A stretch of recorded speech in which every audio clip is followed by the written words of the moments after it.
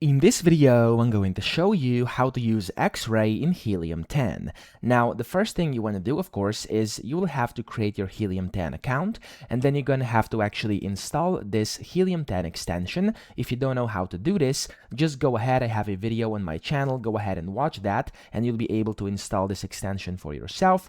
And then whenever you do this, to use X-Ray, you actually can't do it on the Helium 10 website itself. You're going to have to go to Amazon and use the extension. So whenever you are on Amazon, doesn't matter where, just hover over this little button down here at the bottom right, where you can kind of launch this Helium 10 extension. And then here you have to basically enter in a keyword or ASIN, so this is completely up to you. I'm just gonna go ahead and type in, for example, pencil, and you can then click on the Run X-Ray over here.